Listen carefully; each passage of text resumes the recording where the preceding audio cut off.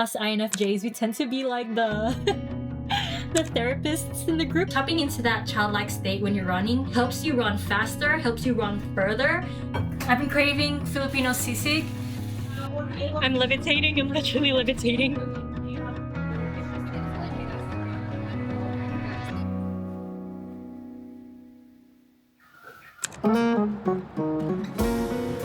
I'm back from my run. Oh my god, my nose, I need to blow it. Paper towel is probably not the greatest, but that was amazing.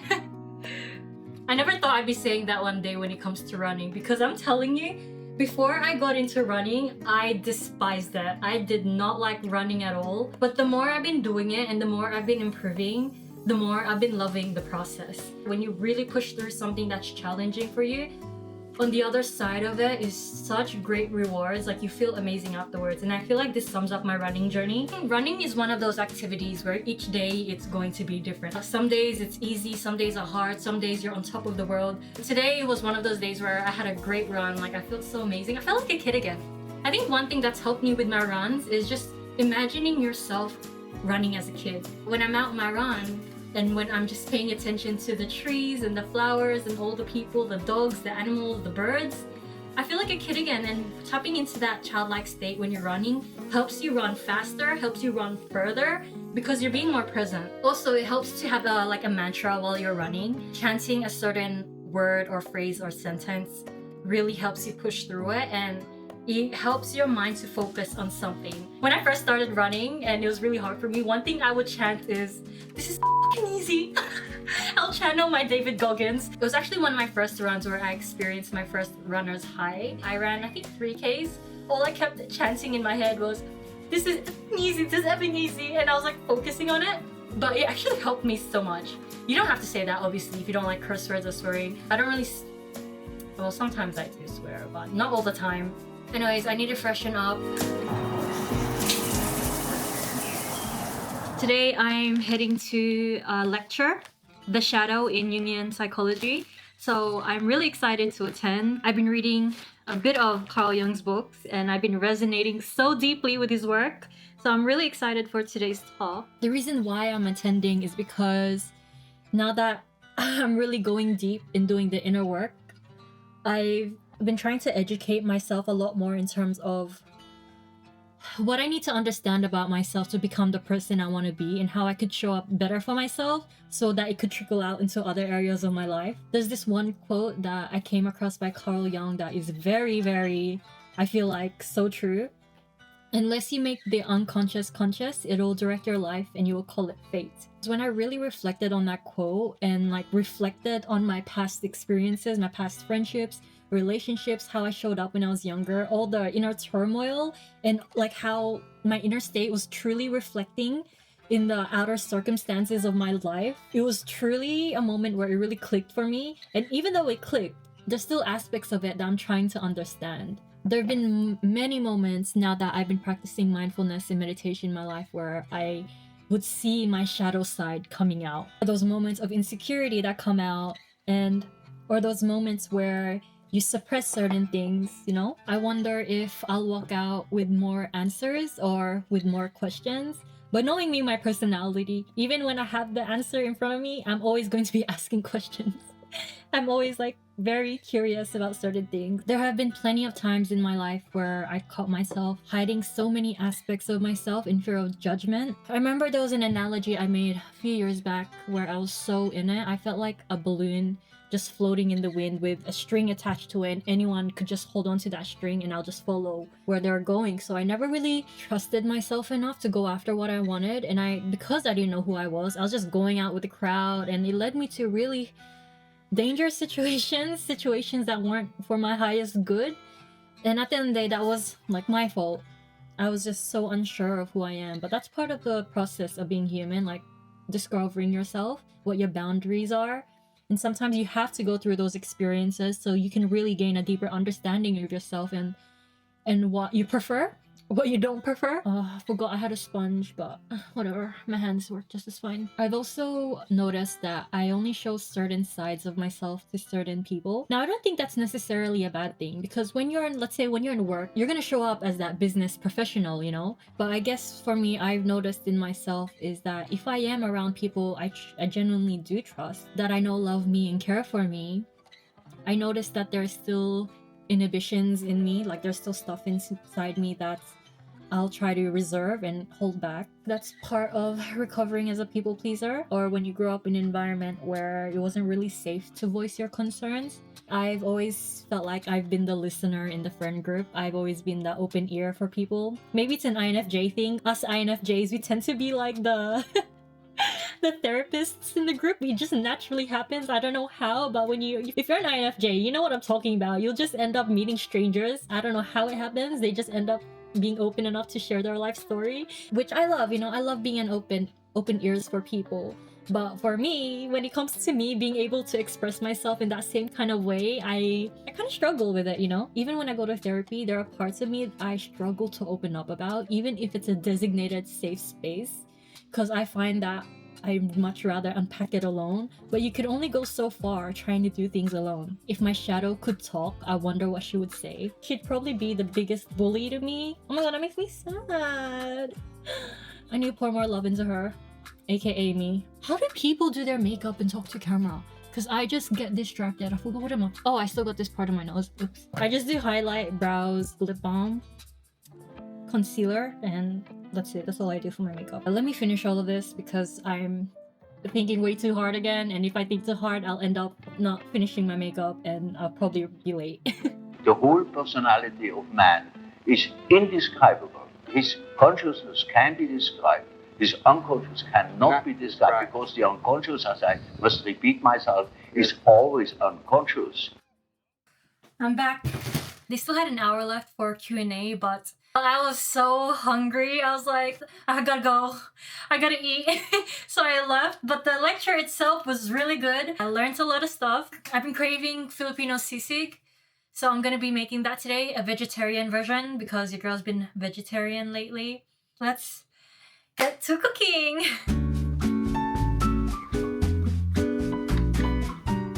I didn't get enough oil, so I can't really deep fry the tofu. Air fryer it is.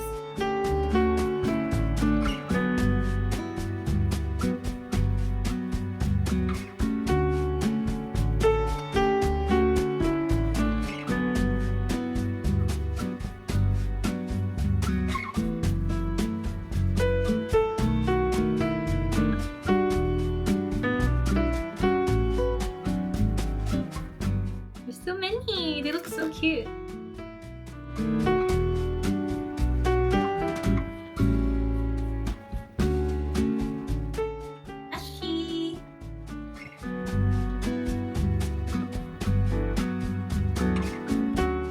Love tofu.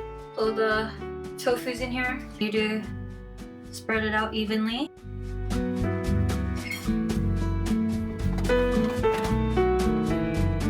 In the meantime, let's annoy my cats or love bomb him. Hi, Ash. Hello. Just eyeballing measurements.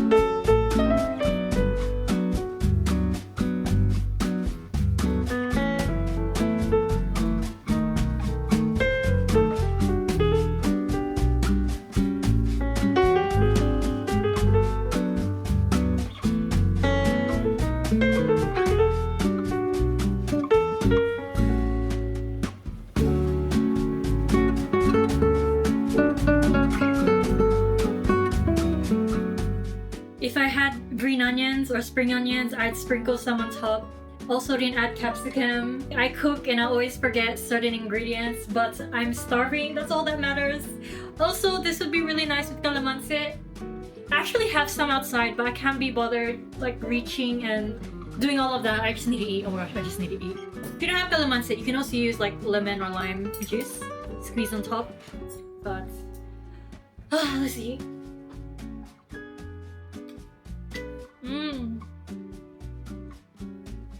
Thank you, God. You know that scene in Ratatouille where I think it's Remy, I forgot his name, the main character. He's eating the strawberry, he's eating the cheese, he closes his eyes and then fireworks just go off? That's me right now.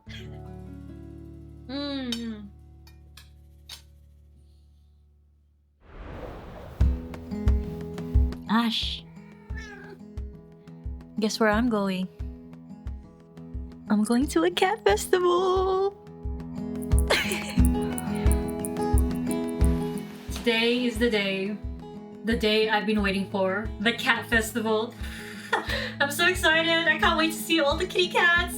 A part of me feels guilty though, because I'm gonna be leaving Ash alone here just to see other cats. I don't think Ash would mind. Do you mind, Ash? Do you mind, Ash, if I see other cats?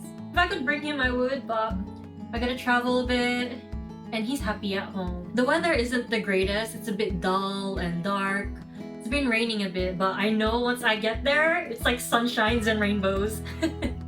Right, Ashy? Anyways, let's head off now.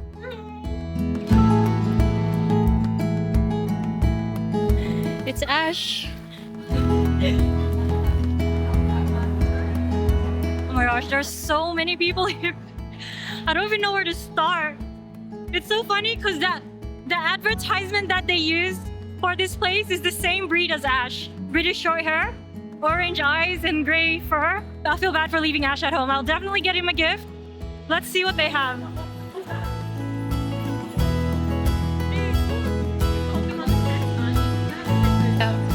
What's this flying toy?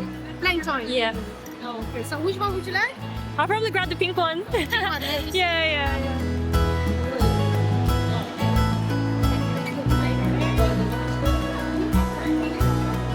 I have no idea what this championship cat show is. Is it like for different breeds? Oh, it's like a little... Oh, I think you vote for which cat is the best or something? Is this like a modeling cat show? They're all sleeping. You can't really see their faces. Mood, all the cats are knocked out. Your girl's hungry. I gotta go home now. I'm starving. Also, I miss my cat. I'm gonna go home now.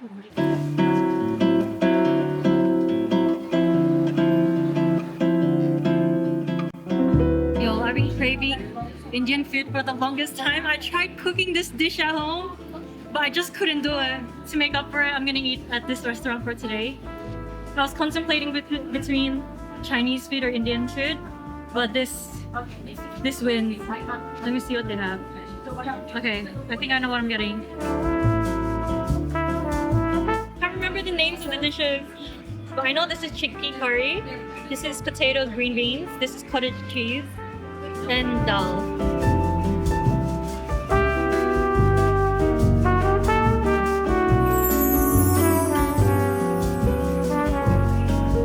First taste, mango lassi.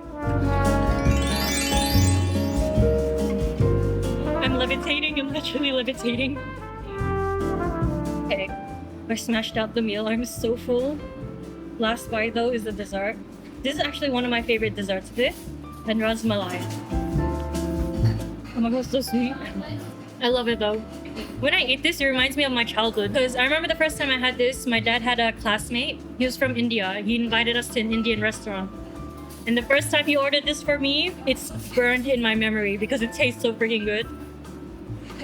I forgot his name, but he used to come over to our house and do karaoke with my dad. Oh, food coma. Hey, Ashi. I'm doing something. Wait, it's tangled. I'm supposed to stick this in the ceiling, but not now. This cat really just ran away from the toy. Ash, I'll go get your toy. I got you. Oh, be free. He's so picky. I buy him treats, he won't eat the treats. I buy him a new toy. It only lasts 5 seconds.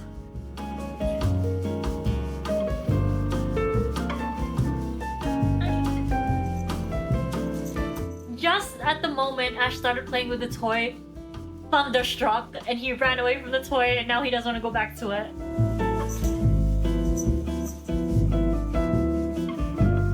My roof is leaking. Oh my gosh. No, no, no. Please don't do that. Thank God I made it home in time. Or else I probably would have flown away in the wind outside. Oh wells. It is what it is. At least I'm home with Ash. That's all that matters. I still got a roof over my head. I gotta call the agent. I'm tired now. Yeah, time to log off. Bye everyone. Bye. Mwah.